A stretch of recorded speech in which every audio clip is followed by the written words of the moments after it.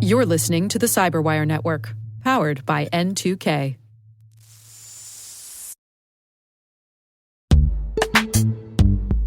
And now a word from our sponsor, the Center for Cyber Health and Hazard Strategies, also known as CHHS.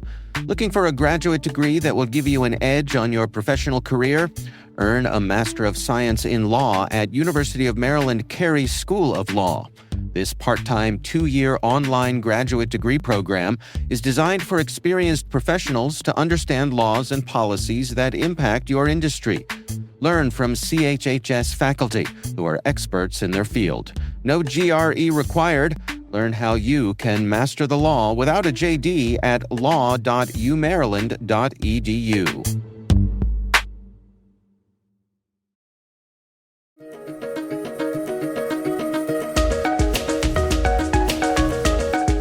Hello, everyone, and welcome to the CyberWire's Research Saturday. I'm Dave Bittner, and this is our weekly conversation with researchers and analysts tracking down the threats and vulnerabilities, solving some of the hard problems, and protecting ourselves in a rapidly evolving cyberspace. Thanks for joining us.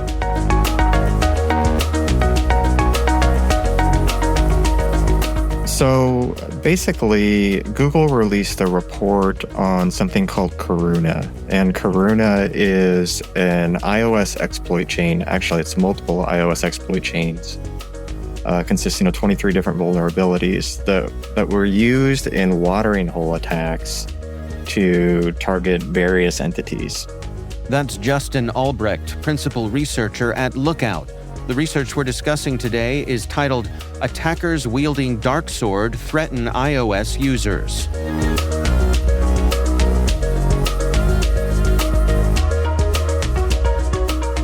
And some of those attacks were conducted by a Russian threat actor.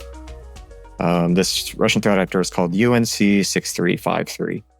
So when Google investigated this, they ended up putting out their blog, I think it was about a month ago now, on their findings.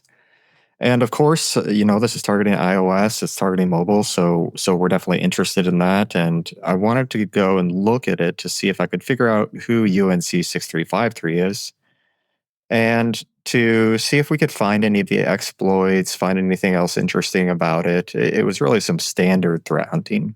But as I dug into it, essentially I found, using a couple techniques, I found another exploit delivery server, very similar to the one that UNC6353 used that was referenced in Google's blog.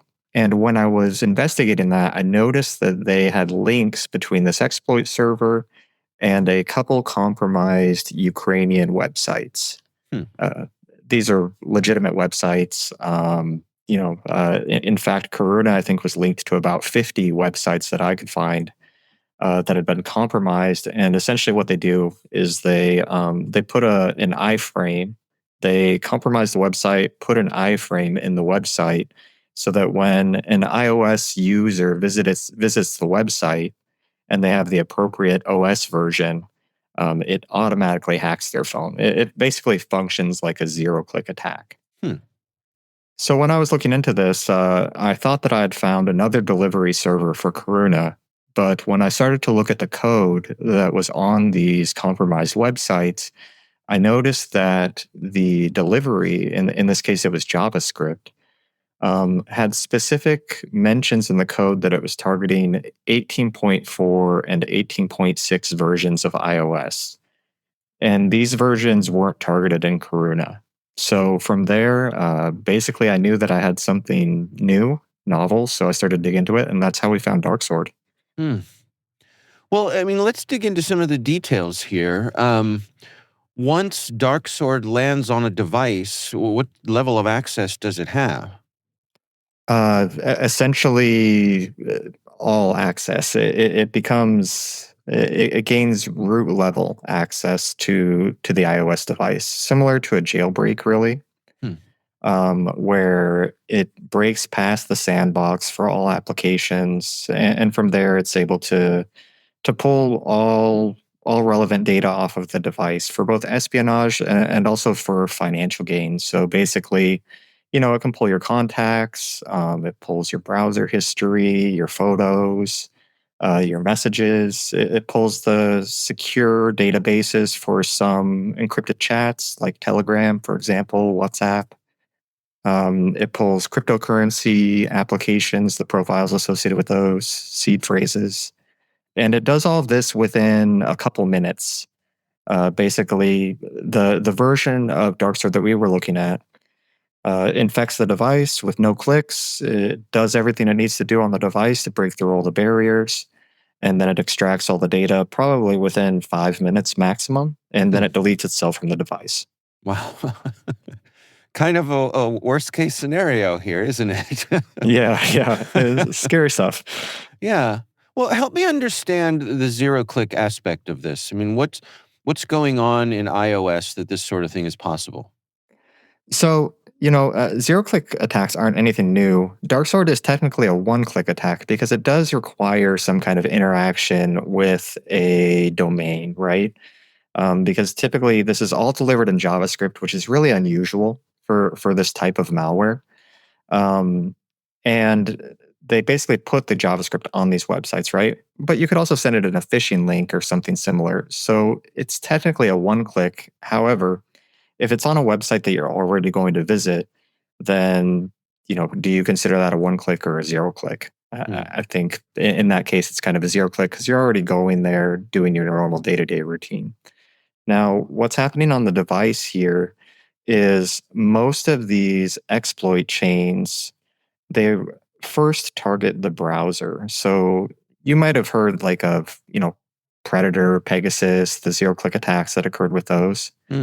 A lot of those were delivered through iMessage or WhatsApp, and they were using some kind of obscure bug that was in one of those platforms in order to get access to the device in a zero-click attack. In this case, this is similar to a lot of other attacks that we see where first they attack the browser. So basically, they have to get past what's called WebKit, which is kind of like iOS's version of serving up browser material. Basically all browsers on iOS have to use WebKit. Now, WebKit's been very hardened by Apple in the past few years because it's been so targeted. So in this case, the exploit first targets WebKit, but then it almost immediately shifts to something called WebGPU, which is a processor essentially that's processing all the data that's on the browser that the browser's looking at, and that hasn't been hardened as much. So that's where they do the sandbox escape, and that's basically how they bypass the restrictions that are around the application, or in this case, the exploit. Now, you mentioned that they operate quickly and they don't stay on the device very long. This kind of grab and go approach seems significant to me and perhaps a little unusual. It's unusual. It's not what we usually see for espionage, I'll say, or for top tier iOS malware. There is some iOS malware that doesn't leave an implant in any kind of storage. Like it might run entirely in memory. Like we've seen that before with different iOS malware, but typically it does stay on device. It might not survive a reboot, but it does stay on device. In this case, to see this smash grab approach is very unusual for iOS malware. In fact, I think it's the first time that I've seen it. I will say there were recorded 3 different campaigns using Darksword. The one that we identified was this one by the Russian threat actors, but there were 2 other ones, and in those 2 other attacks, they did leave behind implants. So in those cases, they were looking at doing kind of prolonged espionage against targets. Now, in the case where they don't leave anything behind, is there any trace to be found? If someone suspects that their device may have been compromised, is there any way to determine that? Yeah, there are some traces that are left behind. They do a good job of cleaning up a lot of the artifacts that would typically be left behind. And the way that the malware is designed, it kind of piggybacks off of legitimate processes that are within iOS, which makes it very difficult to track and to find. Now, as a user, without any third-party tools, this would be completely invisible to you, and there'd really be no good way to find it. Now, there are really like mobile EDR tools that will detect some of this, and then now Apple has released patches that will patch pretty much all susceptible devices to Darksword. It will patch those specific vulnerabilities that Darksword was taking advantage of. But those victims basically have to update their devices to the latest OS version or to the security update that for the version they're running, like iOS 18, for example. They'd have to update to iOS 18.7.7.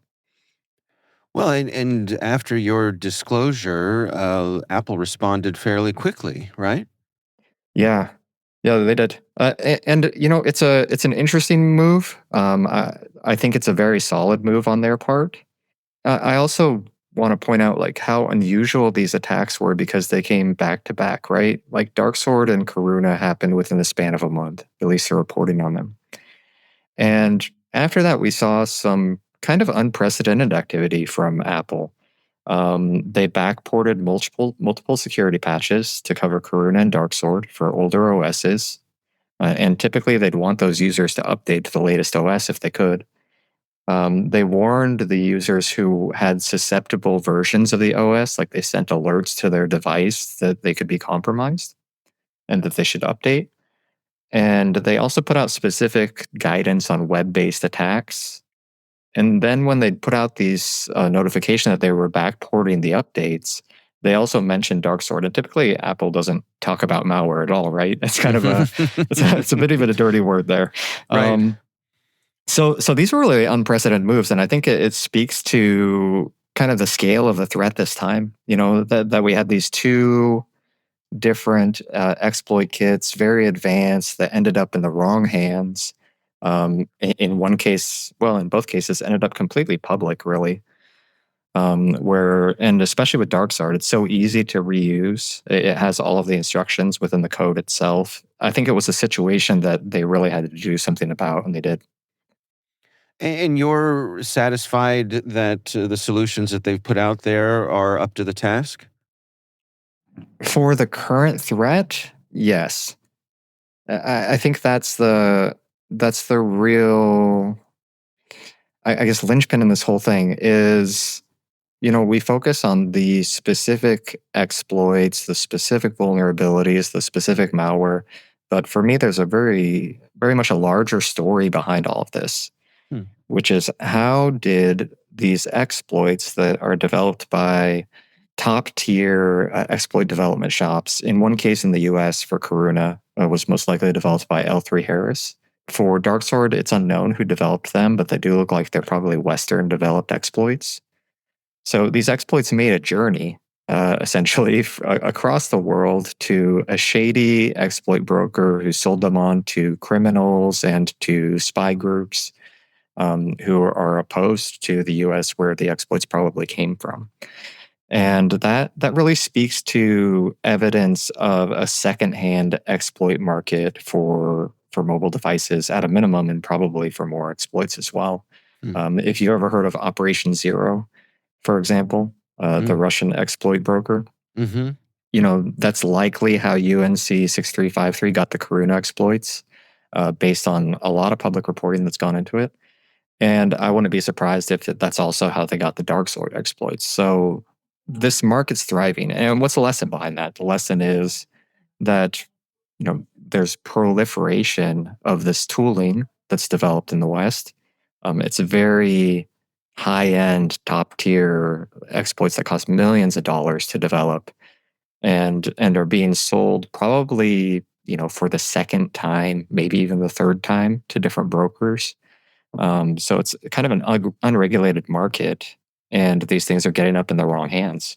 And that's, for me, that's the bigger story, because just because they patch today, you can't patch a user, you can't patch, a 0 day before it's discovered. And it's likely that there are more out there.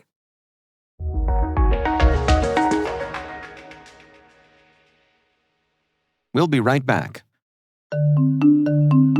When it comes to mobile application security, good enough is a risk. A recent survey shows that 72% of organizations reported at least one mobile application security incident last year, and 92% of responders reported threat levels have increased in the past 2 years. GuardSquare delivers the highest level of security for your mobile apps without compromising performance, time to market, or user experience. Discover how GuardSquare provides industry-leading security for your Android and iOS apps at www.guardsquare.com.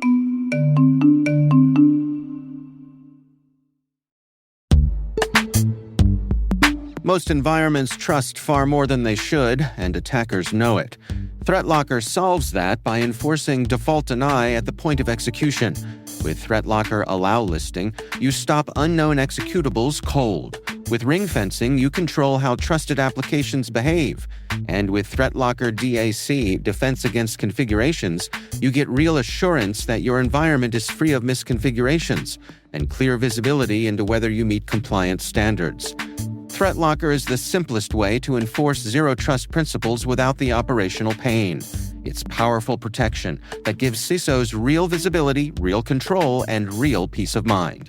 ThreatLocker makes zero trust attainable, even for small security teams. See why thousands of organizations choose ThreatLocker to minimize alert fatigue, stop ransomware at the source, and regain control over their environments. Schedule your demo at threatlocker.com/N2K today.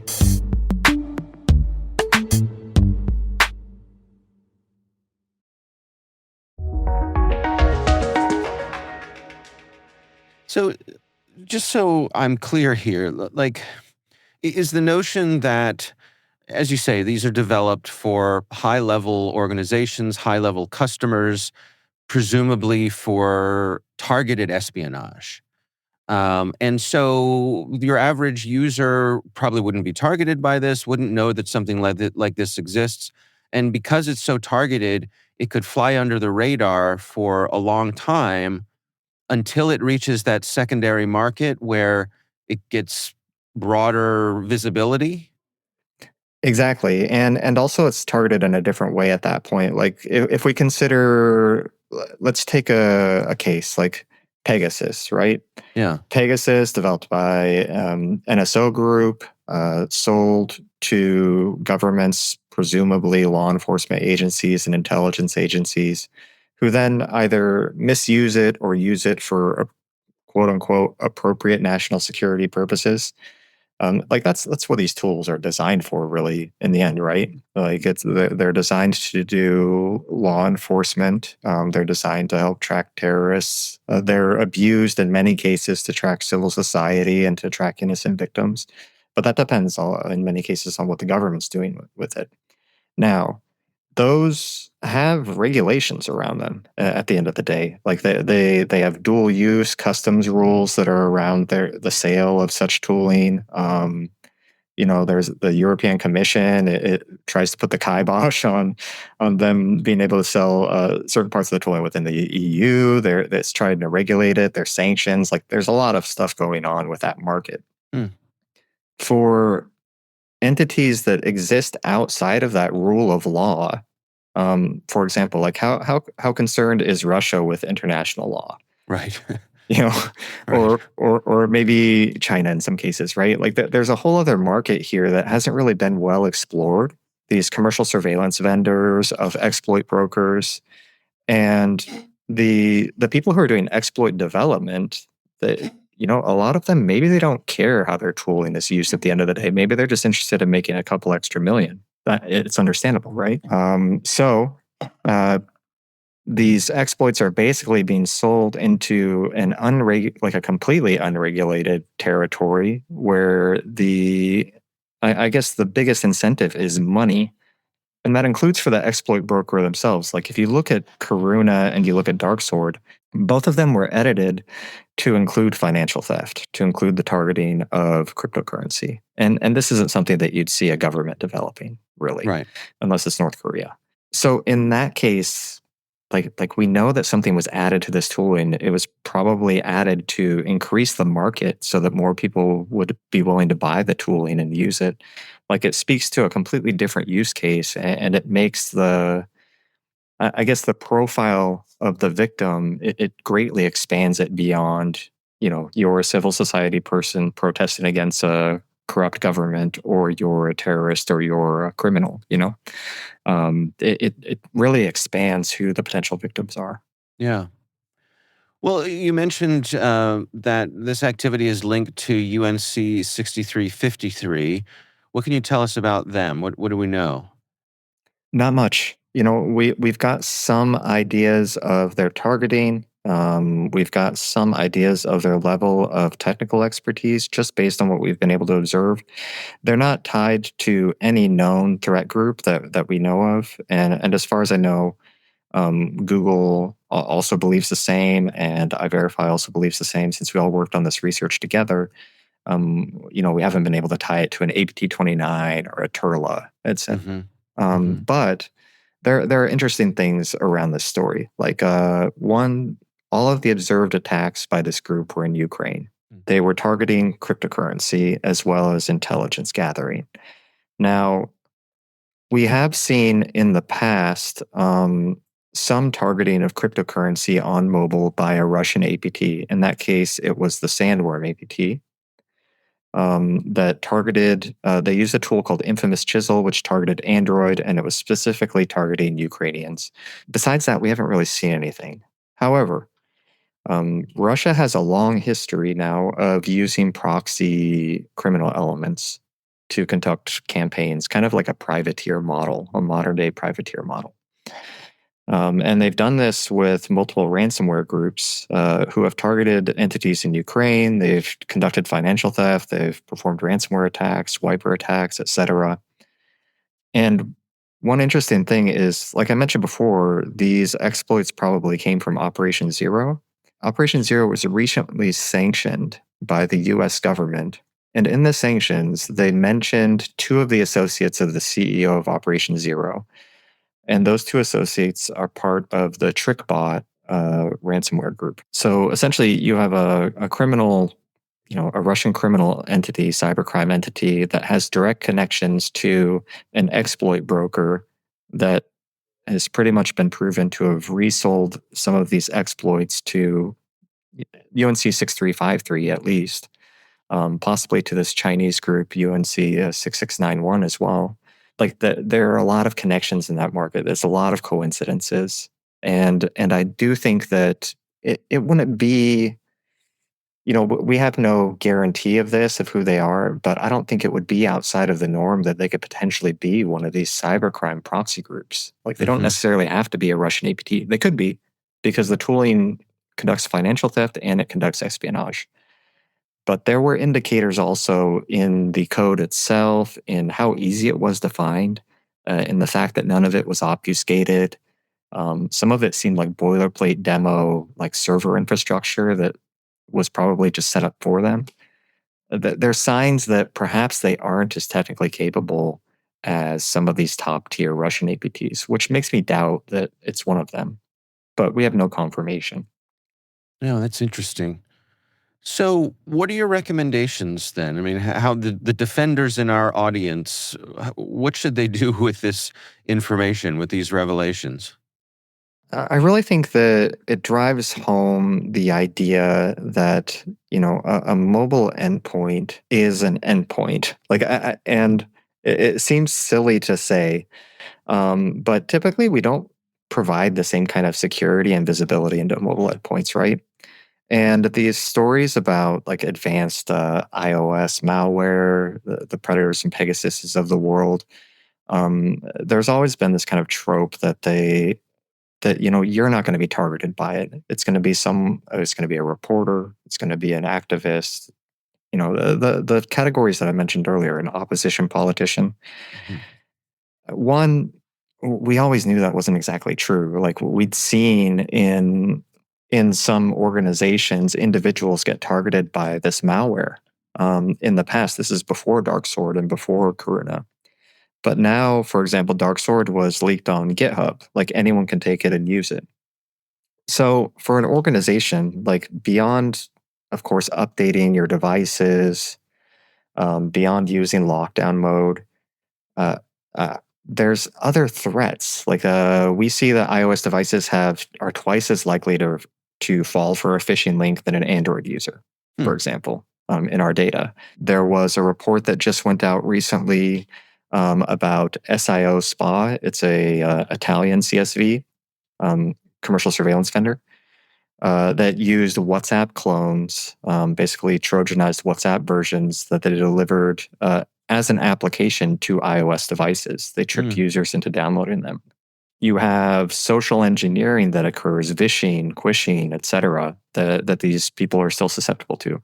So the big question is, like, if you get infected by one of these as an organization, how do you know? Like, there's no visibility. You're reliant on the protections that the OS provides you. Typically, an organization has at least an MDM, but an MDM is managing and it's not security. So for me, like the big takeaway is that these devices need visibility. Signals need to be fed into the SOC. Security needs to be part of it, not just the mobility team, because a lot of times mobility is the only organization that's handling mobile devices, or the only team that's handling mobile devices in an organization. And for me, that's wrong. Like, for me, security needs to be involved. They need to be able to see these signals. So you need to deploy solutions that enable organizations to be able to see that data, to be able to see what kind of threats are being targeted at the device. And how readily available are those kinds of solutions? Oh, they're available for sure. If you look up mobile EDR, if you look up mobile threat defense is another category that it's often called. Yeah. We have a solution at Lookout, of course. That's our bread and butter, really. Yeah. Beyond our threat intelligence. But there are our competitors also have solutions. Even some of the big players in the game of endpoint defense have some solutions that will at least provide some visibility. In many cases, only for Android or better on Android. But in some cases, like with ours and with some others, you have iOS and Android capabilities that will at least provide visibility and will provide some protections against even the minimal threats. Help me understand an element of this. When Apple comes at a problem like this, when they deliver their patches, and forgive me if this is an unfair question, but are they generally shutting down this specific exploit, or is it likely that they're able to shut off more of a category of things? Do you see where I'm going? Vulnerabilities can have multiple exploits, right? Like you can have 3 different people writing an exploit for the same vulnerability, and they might come at it from different ways. So in a way, it does shut off categories, but let's call them very small categories. Like they won't be able to shut down all threats to WebKit, like I mentioned earlier. They can harden it a lot. They can find new vulnerabilities and continue to patch it. But at the end of the day, you have a lot of exploit researchers and who are there trying to find new ways to take advantage of it. Right. So they don't really cut off an entire category, but maybe subcategories. Maybe by fixing, like being able to patch one of these vulnerabilities, they take care of a bundle of exploits, but not all of them that are targeting that specific portion of technology is probably the way I'd put it. I see. All right. Well, Justin, I think I have everything I need for our story here. Is there anything I missed? Anything I haven't asked you that you think it's important to share?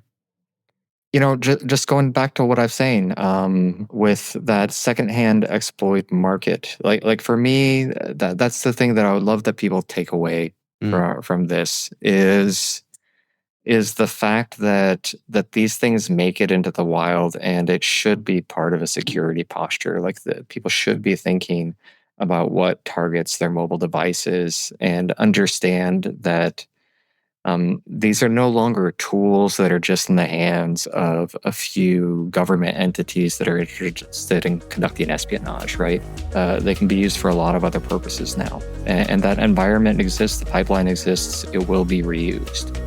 So just that takeaway.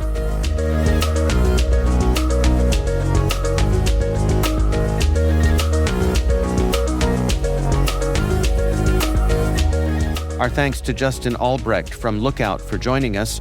The research is titled Attackers Wielding Dark Sword Threaten iOS Users. We'll have a link in the show notes. And that's Research Saturday, brought to you by N2K Cyberwire. We'd love to know what you think of this podcast. Your feedback ensures we deliver the insights that keep you a step ahead in the rapidly changing world of cybersecurity. If you like our show, please share a rating and review in your favorite podcast app. Please also fill out the survey in the show notes or send an email to cyberwire@n2k.com. This episode was produced by Liz Stokes. We're mixed by Elliot Peltzman and Trey Hester. Our executive producer is Jennifer Eiben. Peter Kilpie is our publisher, and I'm Dave Bittner. Thanks for listening. We'll see you back here next time.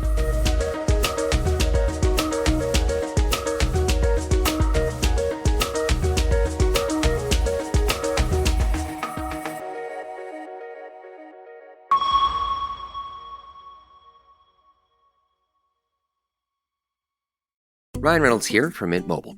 I don't know if you knew this, but anyone can get the same premium wireless for $15 a month plan that I've been enjoying. It's not just for celebrities. So do like I did and have one of your assistants switch you to Mint Mobile today. I'm told it's super easy to do at mintmobile.com/switch. Upfront payment of $45 for 3-month plan, equivalent to $15 per month required. Intro rate first 3 months only, then full price plan options available. Taxes and fees extra. See full terms at mintmobile.com.